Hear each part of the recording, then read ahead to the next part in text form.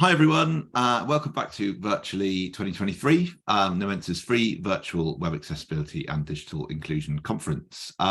Big thanks to Alistair Campbell for his excellent talk earlier. We're going to have the recording of his talk and all of the other talks this week available right after the conference ends on Thursday. We are joined this week by MyClearText, who are providing live captions. You can access these by clicking on the closed caption button at the bottom of Zoom, or alternatively, we've provided a stream text link in the chat for a fully adjustable page of captions. Up now, we have Bianca Prins, Global Head of Accessibility at ING Bank, with her talk, Accessibility in European Business, a dive into EAA compliance. The European Accessibility Act, or EAA, is right on our doorstep now, with only 2 years left to reach compliance for all new digital products and services for the European market. It is time to act, but how can banks and other organisations make sure they're compliant, and what is to be expected, and what is a realistic aim for timely compliance? Bianca will take you on her journey at ING, share learnings on do's and don'ts, and her recommendations to prevent any of the pitfalls they stepped into.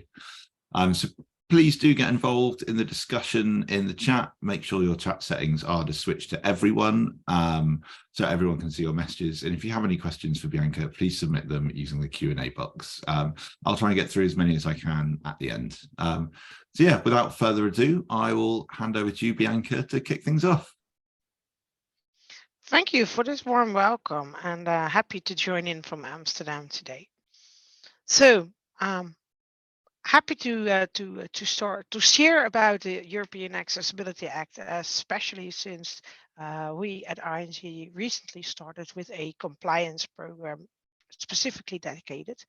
But I'd like to start with introducing myself. I'm Bianca Prins. I'm almost 42 years old, actually in 2 weeks. And I'm mother of one, and I'm also a Beagle mom of two. So from that perspective, a really busy life. I have a visual disability myself. I have a form of low vision in combination with good foresight, which is related to the fact that I have a form of cataract. So from that perspective, I cannot read your chat questions easily, so they're going to be read out afterwards. I'm really happy to do this speech, especially in relation to the lessons I have learned within banking when it comes to EAA compliance. And I also found that there's a lot we don't know. I am ING's first global head of accessibility. And as far as I know, actually, I'm also the first global head of accessibility within a Dutch-based company. So from that perspective, it's a very unique role for a Dutch business.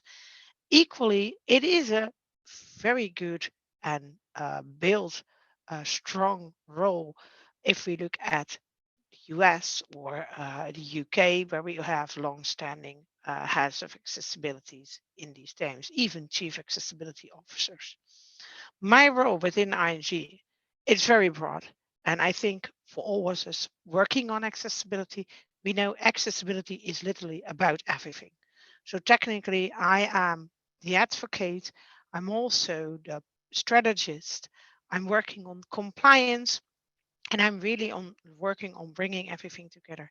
I'm not a dedicated digital accessibility expert, but I am very good in translating digital requirements from WCAG, for example, to making this into a complete compliant program for businesses.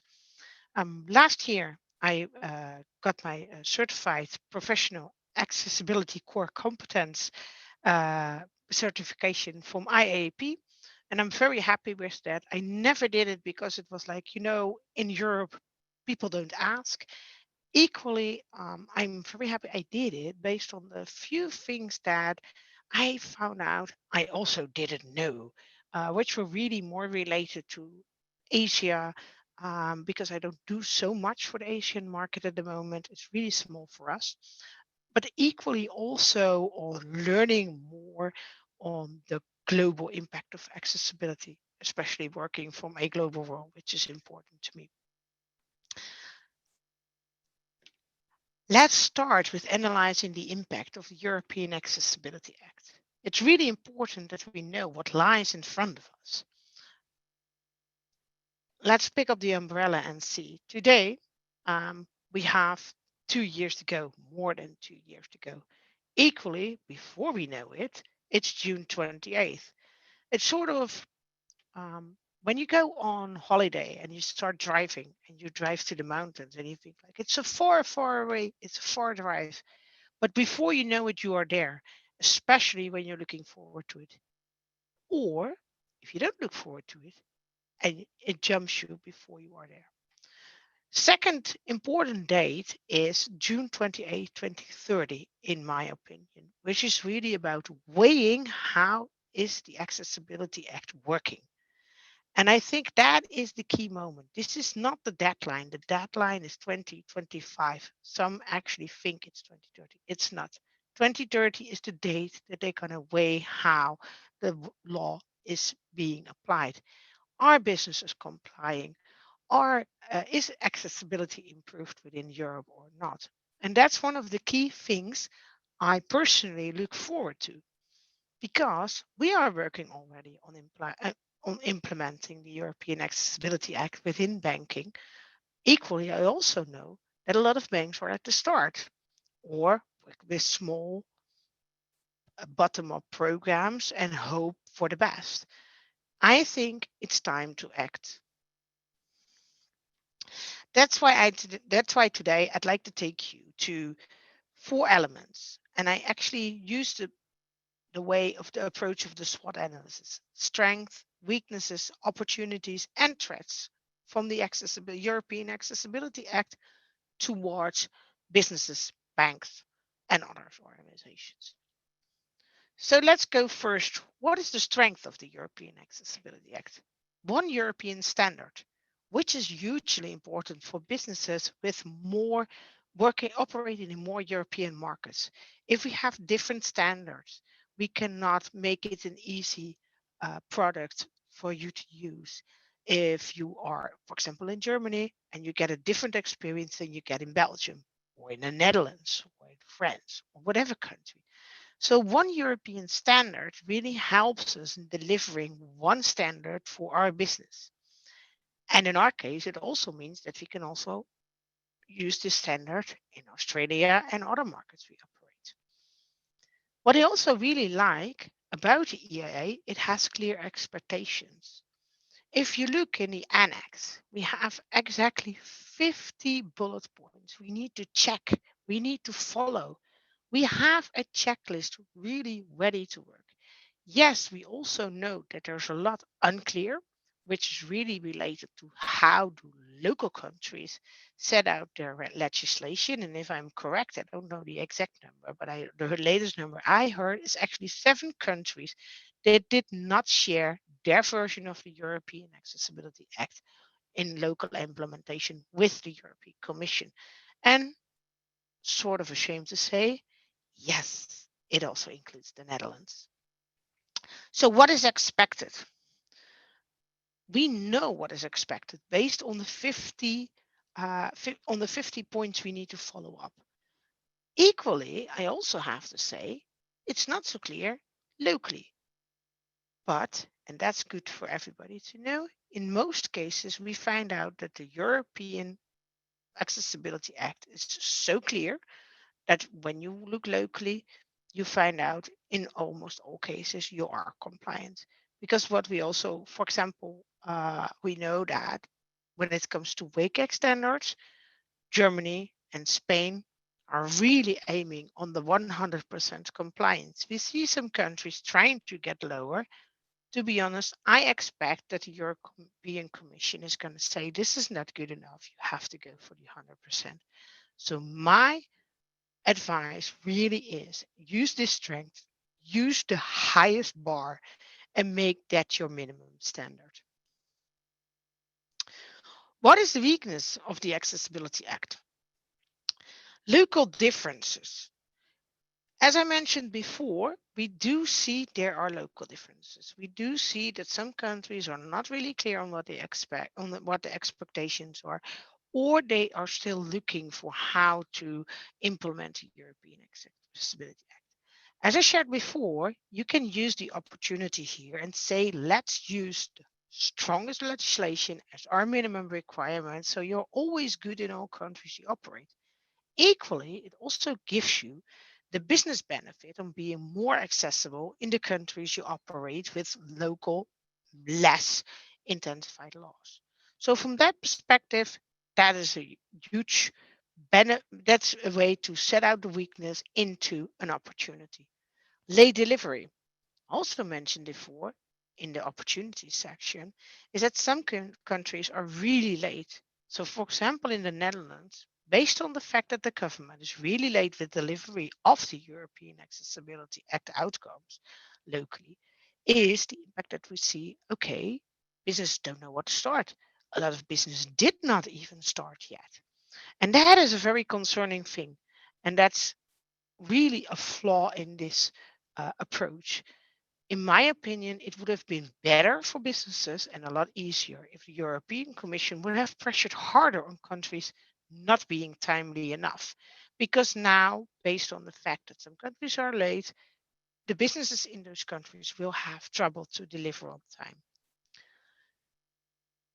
Not a weakness, and some might not call it a weakness, but I think it is a weakness from accessibility perspective, is that some laws may overrule. For example, for us in banking, we have banking regulations which come from the European Central Bank, the ECB. In most cases, ECB regulation goes over the European Accessibility Act. What does that simply mean in practice?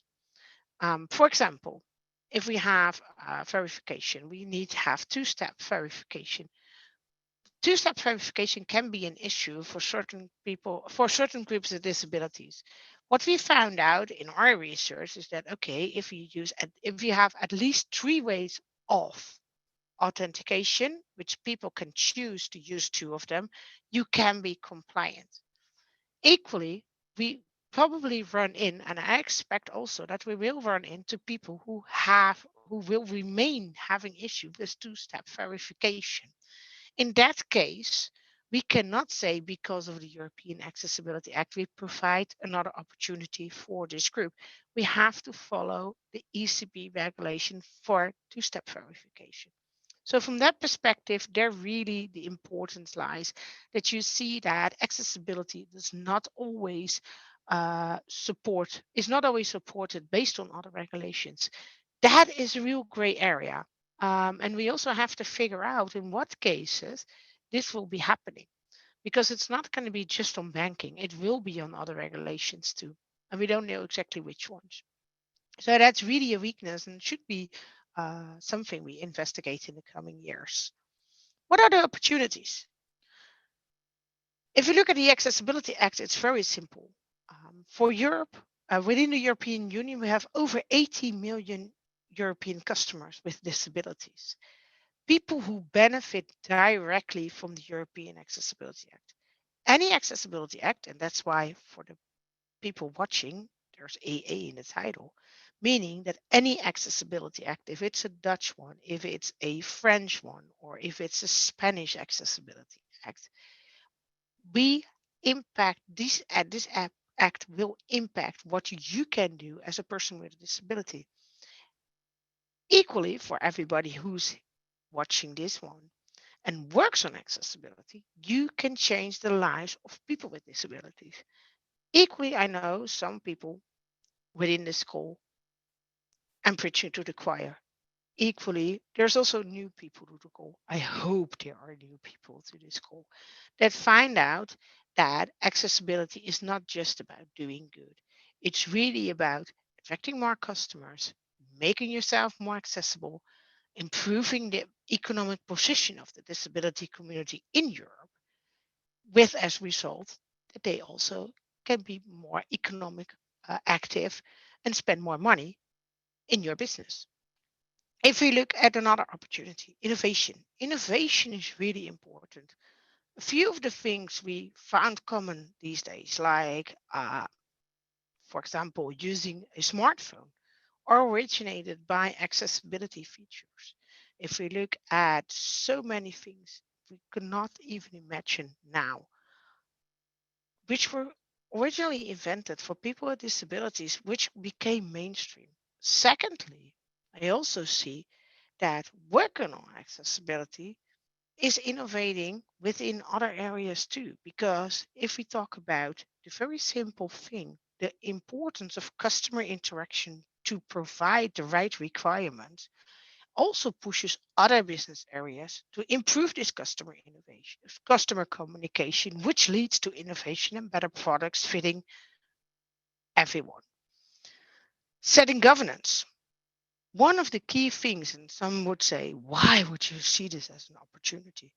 I think it's a good opportunity because if we set governance, we can also make sure that it's clear what people can expect from us. If we make the governance and we also make commitment, because if we say that we provide accessible ATMs because then we should be held accountable for that. If we say we're working on more accessible cards, we should be accountable for that. All these things you can do, you can put down in the governance structure.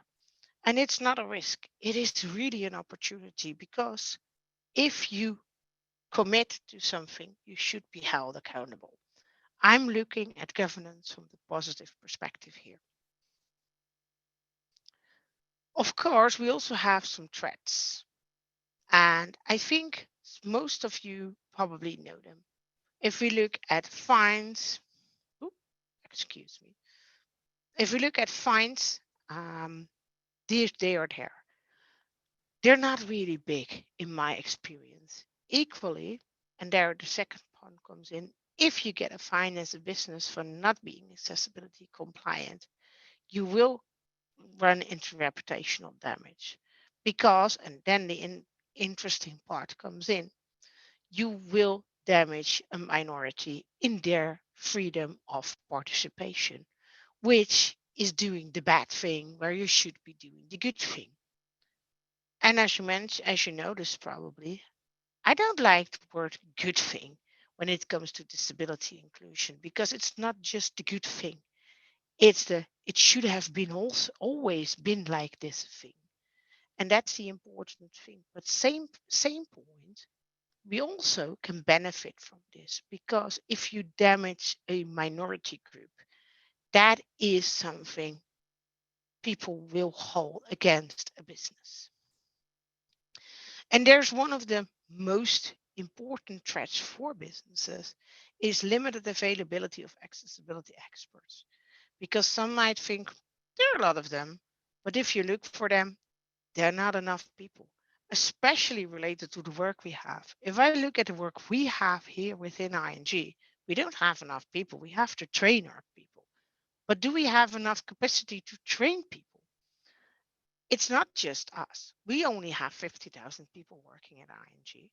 What about all these other international businesses in Europe with 20,000, 30,000, 40,000, maybe even 100,000 people working there?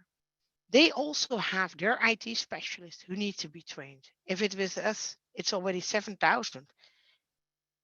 With a business of 100,000 people, it can be closer to 14, 20,000 people, depending on what kind of business you have. All these people need to be trained.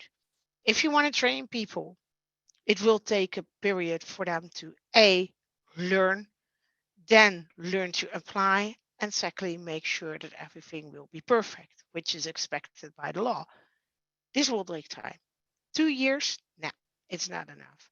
It will be a learning phase. So from that perspective, the, the Accessibility Act is a threat. From this analysis, moving to what we have done, I'm sharing with you all the vision for ING we initiated last year. Access for all, leave no one behind, which is our purpose. We're really aiming to make sure that every customer can be serviced by ING. Will that work? Honestly, I think we'll probably find somebody who will crack through the lines. But we also look how to make sure that we can support customers who fall through those cracks. What we created is our vision based on 6 elements, which are accessible channels, accessible products, accessible services, which is really about can you get a mortgage? Can you get a loan? Can you open your bank account? To make sure we provide financial inclusion for all. Everybody should have equal access to financial services. Social business success, which is really related to the sustainable development goals and other sustainability impact on people with disabilities. Finally, also inclusive hiring. Technically, from our accessibility perspective, this means we look into accessibility of the workplace. Inclusive hiring itself is really an HR topic, but we did include it based on the fact if we want to have an organization and provide access for all, we also need to include our employees. So, from that perspective, employees, customers, inclusion, those are the key ingredients for our approach. What we did is we created this into a um, segment approach, which is actually led to 3 program tracks we have within ING. They all going to fall under the center of expertise. Number 1, EAA compliance, which includes channels, products, services, and financial inclusion. In this case, financial inclusion is really aimed at how we can provide the accessible mortgages loans. So very practical on our services. The second one, employee, is not implemented. This is something we're still working on with our HR department. We are looking into workplace accommodation center, and our HR teams are looking into inclusive hiring for to make sure that they can hire more people with disabilities. We have to make sure that our workplace is accessible. In some countries, we see programs hiring people with disabilities without the importance of accessible workspace. This leads to smaller chance of promotion, smaller chances to long contract retention, and also to high turnovers of people leaving the business. That is really unfortunate because we invest in people to come in, work with us. It doesn't matter if it's with us at ING or is it if it is with Nomensa. We invest in people. We train them, we guide them. If they leave because they don't have the right things to succeed, the right laptop, the right software, or whatever, then we did something wrong, all of us together. And that's why it's so important if you work on an employee program for people with disabilities, include accessibility. So we're really going to make sure that this element will be included in our strategic outcome. So 3, the organization, structure and synergy, which is also related to policy and again, financial inclusion. And the financial inclusion part in this element is really more on innovation, researching what is the key of financial inclusion of people with disabilities? How can we improve it? How can we live up to Article 12 of the UNCRPD, which means equal recognition for the law? Because in some cases, yes, a law can prevent us from helping a person with a disability living independently, being themselves, whatever barrier they face. So from that perspective, it's really important to make sure that we also research this and we included this. They all come together in our Center of Excellence. The Center of Excellence is going to be led by me, Global Head of Accessibility. Our EAA compliance program manager is already there. He is currently working on the rollout with local countries. The organizational lead is actually to be appointed shortly. So from that perspective, we are waiting. And in the coming months, I'm also going to work on sourcing the new colleagues within the Center of Expertise, where our aim is to have a design expert, a digital accessibility expert, and a general accessibility expert working directly with me. So from that perspective, we really have a complete plan for the coming years. And with it, we also know, is it enough? Probably not. We will need more. And that brings us to the next step.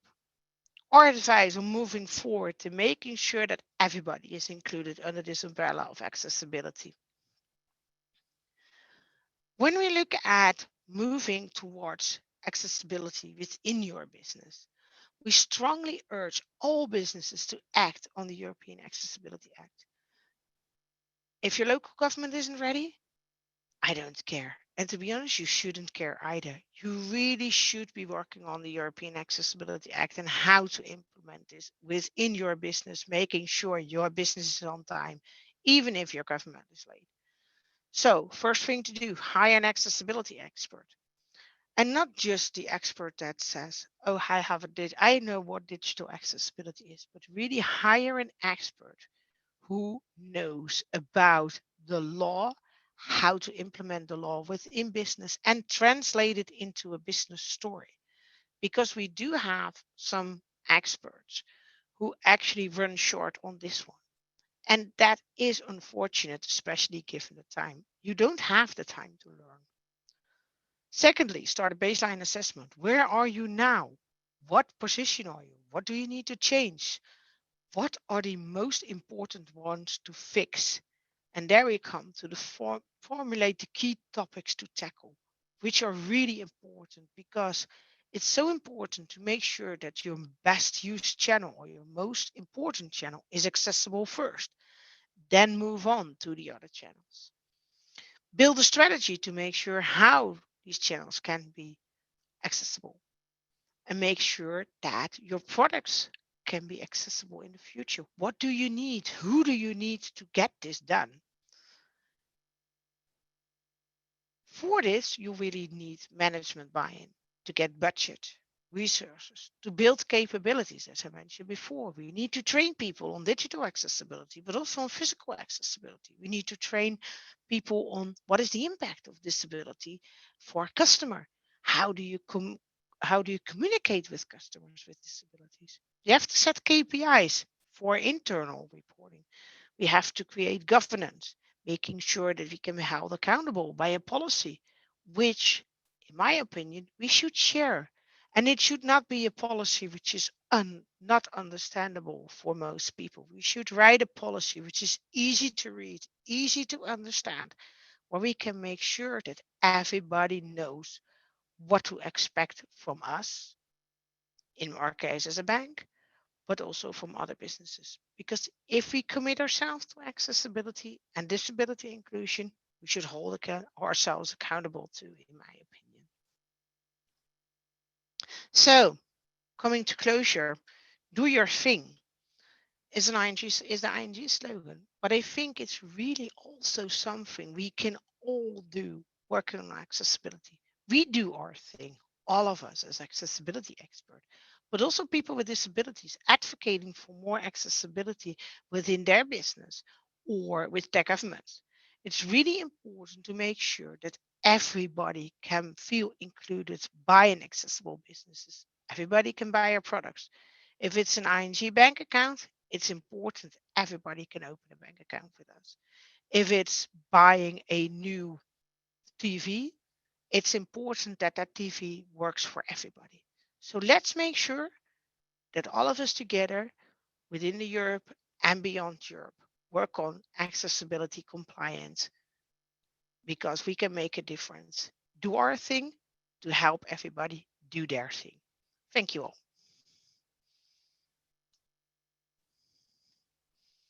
Awesome. Thank you, Bianca. What a great talk. And yeah, I hope everyone is feeling a little clearer on the EAA and also how to prepare for it.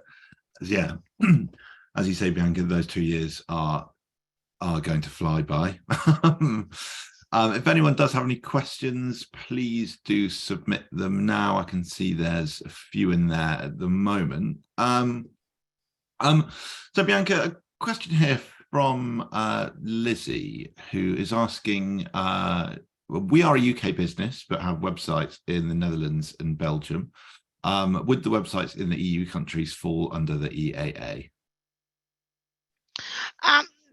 That depends, and that's a good question.